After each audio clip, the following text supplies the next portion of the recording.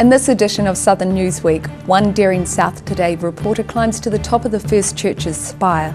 Otago's Feast of Pacifica Song and Dance finishes up for another year, and an expert gives his opinion about an invasive algae in central Otago lakes.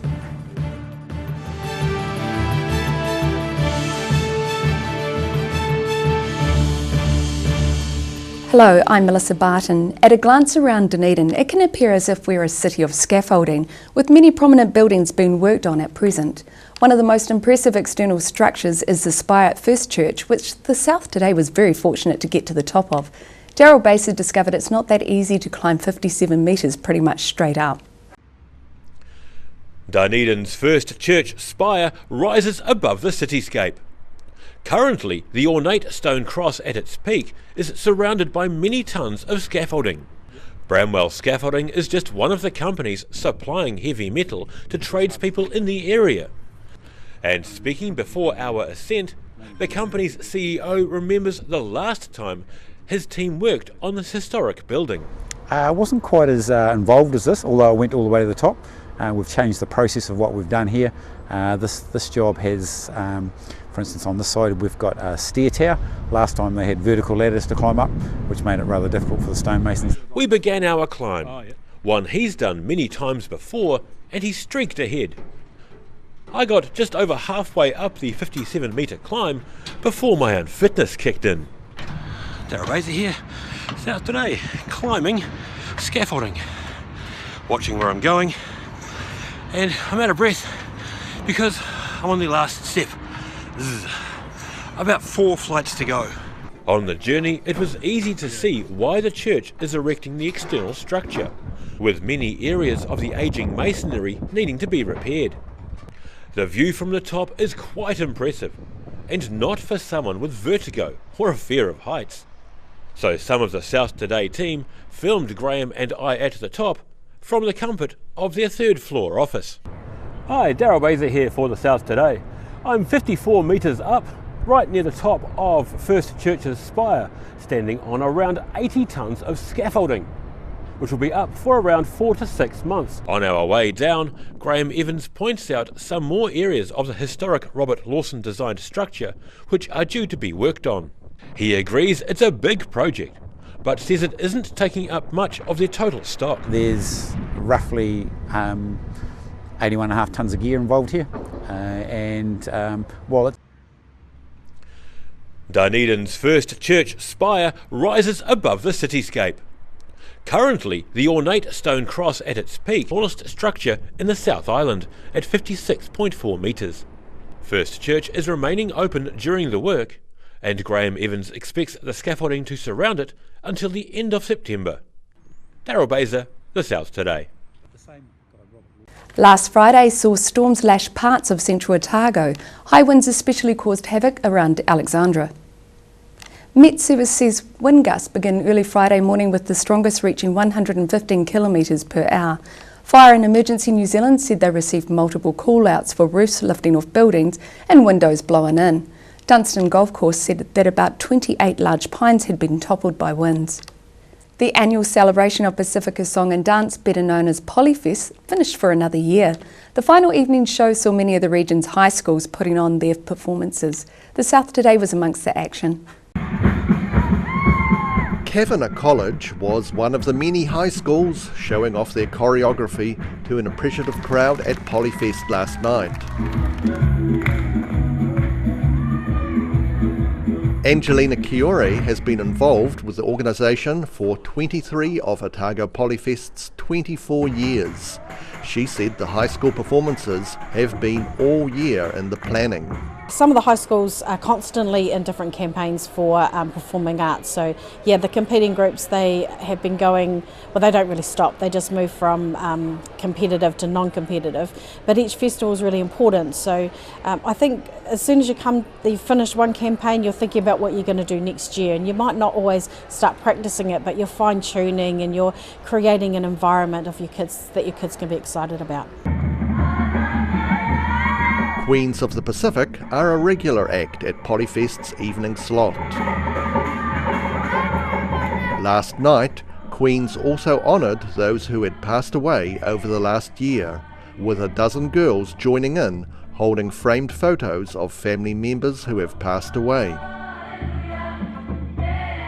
I think every year different groups take time to honour those people that have passed on.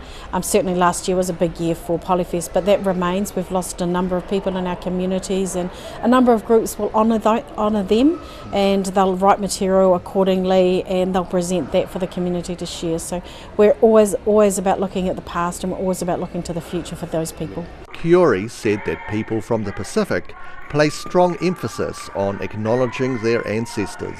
I think it's something specific for Indigenous peoples, I think, because we have that innate belief that it's the people that have trudged the pathways before us that have made it easier for us to walk. So I think it is directly connected to Indigenous peoples, Māori, Pacific, Indigenous all around the world. And so yeah, it is unique.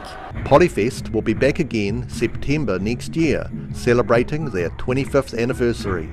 Rudy Adrian, The South Today. Staff and residents at Invercargill's Peacehaven Village are displaying their artistic flair in a new exhibition. Sharon Rees has more.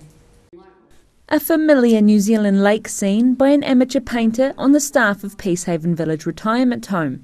Susan Slaughter signs her paintings under her maiden name of Cook, and she's one of the Peacehaven staff members encouraged to join a monthly painting challenge. That challenge led to an exhibition which opened at the South City Mall yesterday.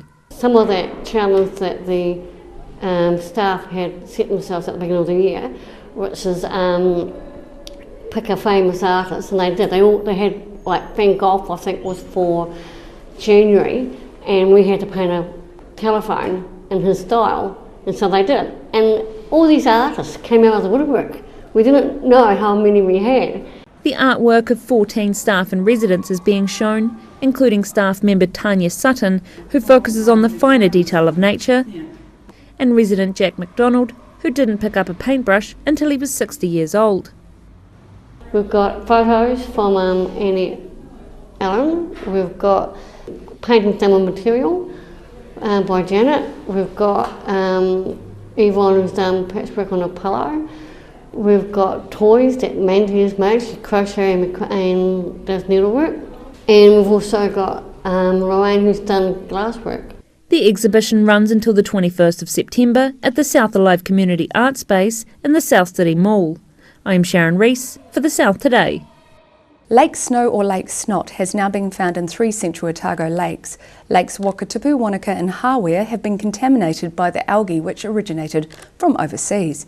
How to stop it spreading further is now on the agenda of various organisations and freshwater experts. Mina Amso found out more. University of Otago expert Dr. Mark Schellenberg with his team is sampling sediments at Lake Johnson near Queenstown.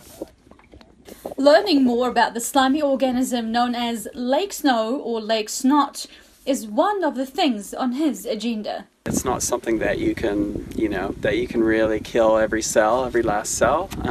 So it's not something that we'll be able to eradicate. We're going to have to learn to live with it. But Schellenberg says it's important to know where it came from and why it produces so much slime. Are there any particular drivers that cause it to produce a lot of slime that we might be able to manage? Is it related to nutrient loading? Is it related to climate change? Is it related to other components of the lake food web that could potentially be part of how we manage it? So, where did the lake snow come from?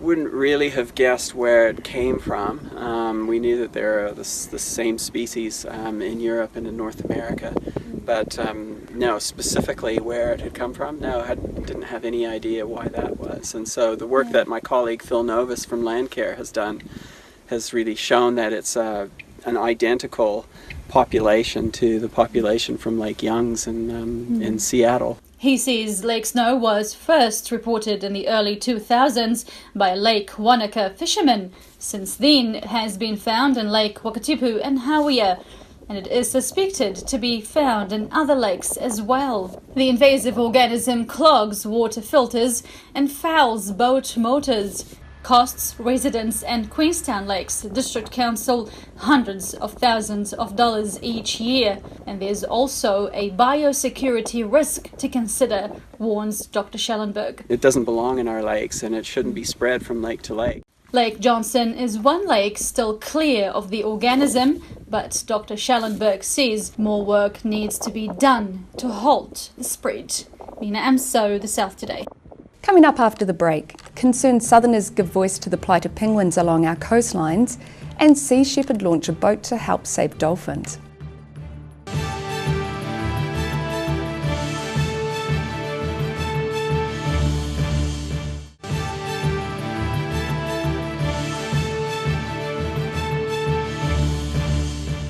Welcome back. Last week the curtain closed on a career of two Dunedin educators who shared their passion for encouraging young minds.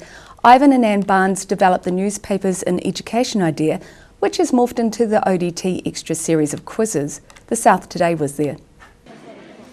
They read the news today. Oh boy.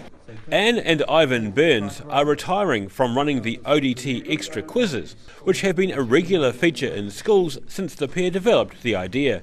They say it was time to step down, but are going to miss it. Well, we just completed our last quiz in Otago, so it's the end of an era as far as we're concerned, but the extra is going to carry on, and that's the positive news. There'll be a successor, and we'll give them all the framework, how it works, and hopefully they can improve it. The extra quizzes run in conjunction with the ODT Lift Out, which is aimed at the nation's school pupils. We're both school teachers, yeah, and I thought about how we can enhance kids' curiosity in the news and see them published. So, I mean, a lot of schools have only got their own outlets, and this is going out to Auckland, Remuera, Intermediate, 800 kids read extra, or it could go to Wellington or all over the country. So it's a great opportunity to have your work published to your peer group right around the country, and I think it's really good. The pair say the feedback from kids who see their work and names in print is a huge reward. Anne and Ivan say there have been many highlights over the years. Probably just seeing satisfaction in the kids' faces. Yeah. Every year we come along to the quizzes and we meet these kids, and some of them we've met from year 5 and 6, 7, 8 right through, because they're so good at this and they get hooked into it. And we often meet them years later and say, oh right, I remember I was in your quizzes. So, I mean, the scary thing is I've actually met teachers. There's one classic in Timaru quiz next week. I actually taught her before I retired out of teaching, and she's gone through the quizzes, and here she is now bringing her kids to the quiz, and that's lovely, yeah. And another one that we taught whose son has won the quiz a couple of times. Yeah, that's right, yeah. Extra, they've read all about it and are now off to put their feet up. They might even read the paper. Daryl Baser, The South Today. Members of Forest and Bird Southland have donned costumes to give a voice to penguins in need. Volunteers gathered at Invercargill's Wachna Place to spread the warning that the yellow-eyed penguin could become extinct. Sharon Rees reports. A penguin colony of a different kind made its way to Wachna Place on Friday. These forest and bird volunteers are calling for more research about the declining population of the endangered yellow-eyed penguin. The problem is that their numbers are declining and have been for some time. We know a little bit about why that is. They face dangers on shore. They're the things we can do a lot about. Things like predators, tourists getting too close, the loss of their habitat. They're things that if we had more resources, we could do more about to protect their nesting, breeding areas. Johnston says if no action is taken, the yellow-eyed penguin will be extinct by 2060. But by spreading awareness of the issue, there may be hope for the species. The ideal thing to accomplish, I think, would be to get people more aware that the yellow-eyed penguins are in danger. Their numbers are declining quite scarily, so the more people are aware of that, then the more chances there are that there'll be more put in place to protect them, get their numbers up. Despite the cold wind in Invercargill on Friday, the March of the Penguins attracted a small audience keen to hear about the penguins' plight. I'm Sharon Rees for The South Today. Continuing on with groups concerned for our marine life, the environmental action group Sea Shepherd has launched a new initiative to try and save the Hector's dolphin on New Zealand's southern coast. The South Today went and had a look. Sea Shepherd is planning to use their new patrol boat to remove illegal nets that could potentially kill the endangered Hector's dolphin. Recreational fishers have already started complaining about the action group's activities, but expert in marine biology, Professor Liz Slowton, says that gill nets pose a major threat to dolphins and alternative methods of recreational fishing are available. Sadly, it's totally legal to use a gill net, and from time to time dolphins get caught. I've personally seen a dusky dolphin that was caught by a recreational fisherman, and he was really upset about this and won't be using his gill net again. But sometimes when people bring a dead dolphin to you that they've caught, this happens quite a bit at Banks Peninsula where we do our field work, then often if they ask, how can we avoid this, and you tell them, well, it's easy, you just use a hook and line or a fish trap or long lines, just don't use gill nets, then for some of them that's one step too far. Sea Shepherd intend to patrol the southern waters, searching for illegal nets. Professor Slowton said she could understand their point of view. It's interesting, yeah. So here's an organisation that have decided enough's enough after 20 or 30 years of, basically ignoring this issue. Sea Shepherd has decided they will take some action rather than waiting for the government to take further action. While there is much debate about actual numbers of Hector's dolphins, it appears their population has already dropped to less than a third of what it was 45 years ago. Rudy Adrian, The South Today. About 50 people turned up last week to Dunedin North Intermediate to pitch their ideas in the style of Dragon's Den. Roselle LeBone was there. Could a labyrinth in the North East Valley be on the cards for Dunedin? That was just one of the ideas presented by those in attendance at last night's Dragon's Den event. Speakers had less than 3 minutes to present the next big, financially sustainable community idea. Ideas ranged from virtual dinosaurs. Augmented reality gives us the opportunity to one day use glasses. The glasses are not far off, but at the moment it's fine. Walk around and on that phone things start coming at you. To DIY fashion.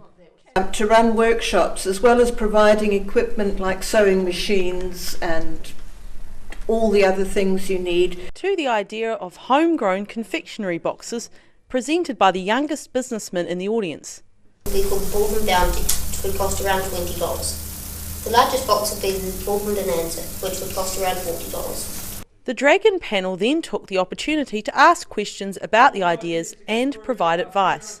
And you'd offer sewing services for people that obviously don't alternative sewing services. Well, we teach people how to mend and how to. There's already been pop-up events. The Valley Project has been running a 9-week program for aspiring or existing entrepreneurs to turn their business ideas into reality. The audience vote for the best idea of the night and the $200 cash prize went to Belinda Cridge for her suggestion to buy the quarry and turn it into an eco-centre. Roselle LeBone, The South Today.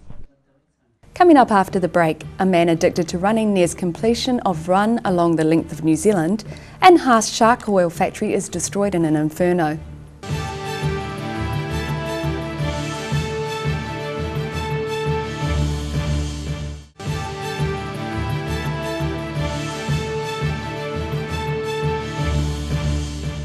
Welcome back. Dunedin was visited on Tuesday briefly by a long-distance runner, completing his run from Cape Reinga to Bluff.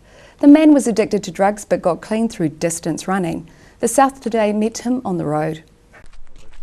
Perry Newburn has already run the width of the USA, but he started off small by preparing for a single marathon. And it was always only going to be one marathon. But yeah, after about 25 marathons, the local running club I was running for in Wanganui, they ran a 66k relay with a solo section to it, so I thought, okay, let's have a go at that. And yeah, loved it. Actually came off feeling better after that than I did after a marathon. So, and it jumped fairly quickly from there. I searched for the next step up, 100k, found one, did that, then the 100 miler, did that, did a few of those, and then jumped up into these multi-distance day, and I've sort of averaged 70k for the first one per day, 73 odd for the second one, 94 for the third one, and I've been averaging just over 100k a day for this one. Newburn is trying to beat the record set in 1975 by running the length of the country in under 18 days. He's raising money for the Auckland-based Koru Care Children's Charity. Fellow runner Scott Whitley belongs to the same Harrier Club, and he's providing the essential backup. So I'll double check the maps and make sure we're going in the right direction, of course, and I'll go ahead of them. A certain distance, might be a kilometre, might be 2, might be 3, depending on the conditions and road conditions and traffic and darkness and all those things. So obviously giving him hydration and water a fair bit, and obviously he has different things he needs at different times of the day, but effectively, yeah, water, food, and a bit of encouragement here and there are the big things really. Newburn started his run 15 days ago, but he doesn't have far to go before he finishes in Bluff. Jack Conroy, The South Today. A new retirement village was opened in Oamaru last Friday. The South Today attended the grand opening. Oamaru's first community-owned retirement village was officially opened on Friday. Observatory Village Life Care began construction in January last year, and Trust Chairman Ken Scott is ecstatic with the results. It's a totally community-owned venture. There's nothing quite like this anywhere else in New Zealand. So it's very, very special, and we're very lucky. We're very fortunate that all of the local people have got behind it. It's really a community effort, and it's quite tremendous. General Manager Rosie Dwyer said the retirement village was proving to be a success. The retirement village concept is new to Oamaru. This is the first retirement village, and it's been really well received. We've just had a lot of interest. We've had it hasn't been difficult to sell our apartments. There's a lot of people who they're a need in the community for this type of care. A number of residents were welcomed to the home in August, and the first 41 beds are now already taken. The Trust are starting on Phase 2, which will provide the facility with room for another 40 residents. We're building more beds and more apartments as of now, so I think it's going to grow quite a bit even yet, and it's going to be a wonderful asset for this community for generations. Further developments of apartments are also a possibility. Rudy Adrian, The South Today. A Dunedin world record holder has just lost his title. In 2015, Andrew Nicholson of Portobello cycled over 27,000 kilometres around the world in 123 days. But now a man known as the Flying Scotsman has beaten Nicholson's record by 2 days. Roselle LeBone reports. It's all in a day's work for record-breaking cyclist Andrew Nicholson here at Moana Pool, where you'll most likely find him on a stationary bike. The scenery's not quite so good on a stationary bike, but you don't get wet, you don't get hot, you don't get rained on. Nicholson is in 3 Guinness Books of World Records for cycling and his other sport, skating. He cycled round the world in 123 days in 2015. But now his title has been nicked by a man they call the Flying Scotsman. He's absolutely smashed it, and it was inevitable really. I mean, even before my trip I realised that someday someone with a big budget and a lot of support that's a good rider is going to take big chunks out of this record. And so my record was what it was. It was done under completely different conditions. It was very much an individual effort. In many respects, now it's been done with such a huge budget, the adventure component of the ride has kind of been taken out. Beaumont beat Nicholson's time by 2 days. His thunder may have been stolen, but Nicholson is wishing Beaumont well, despite the fact their cycling rivalry goes way back. Actually, because he was a former record holder himself, he was one of the first to congratulate me. Nicholson was born in Auckland, but now calls the hills of Dunedin home. He has no plans to ride again to reclaim his title. One adventure like that in a lifetime's enough. Beaumont will have to wait until at least 2019 to appear in the annals of record history. Nicholson's foothold in the world of world records, in print at least, remains strong for now. Roselle LeBone, The South Today. A South Westland factory that produces one of the raw ingredients for lipstick and other cosmetics has been destroyed by fire. The factory was in a building next to the aircraft landing strip at Neils Beach near Jackson Bay. Mark Price was on the scene. Blackened metal and twisted corrugated iron are all that remains of the large building at Neils Beach, used for a variety of purposes by a family-owned business. There was little the Haas Volunteer Fire Brigade base 50 kilometres north of the small settlement could do. Oh, I could see the smoke from home, and that's 15 k's up the road. So yeah, it was well away. I knew it was well away before I left home, and it was burning from end to end here. And that fuel tank at the end, the 5,000 litre fuel tank, it was smoking, and it's full of avgas, Jet-01. So we were trying to keep that cool as much as managed to do that, but it wasn't good. Gone is an aircraft hangar, an engineering workshop, a Hughes 500 helicopter, a large diesel generator and a factory producing shark oil. 20,000 litres of shark oil, which was destined for Melbourne, where it was to be used for lipstick, also went up in smoke or drained away. The building and factory are owned by the Robson family, who operate helicopters and fishing boats.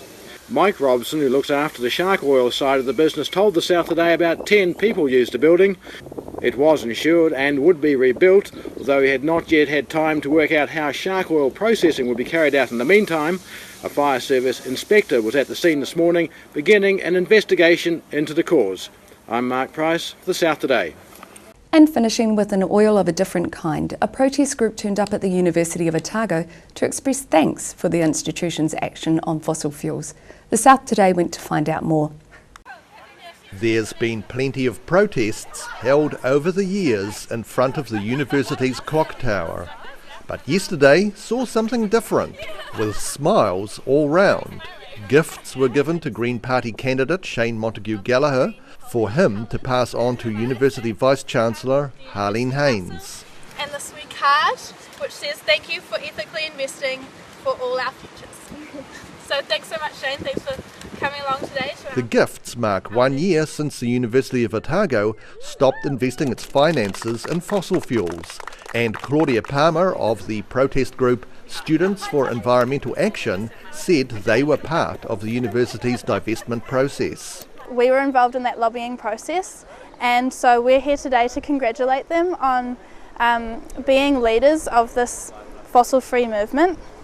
It's really important in the global and local community that the university acts responsibly and ethically. Montague-Gallagher seemed to think that the university's actions are now in step with the Green Party's often cited goals. The university is nearly 150 years old, and we want to see it flourish in the next 150 years as well. And to do that, we must have to address the serious issues of our age, which is sustainability and climate change. A mocked-up burning couch symbolises the group's disapproval of liberating carbon dioxide into the atmosphere. Uni doesn't like us burning couches, and we agree with that too. We're environmentalists. We don't like putting carbon in the atmosphere, but we also think burning oil and gas isn't responsible either. According to Claudia Palmer, the City Council's activities are next in the protest group's sights. Rudy Adrian, The South Today. That's all from us this week. You can go online and check us out on Facebook, YouTube and Twitter, and you can keep up with the Southern News via our website, channel39.co.nz. I'm Melissa Barton, and thanks for watching.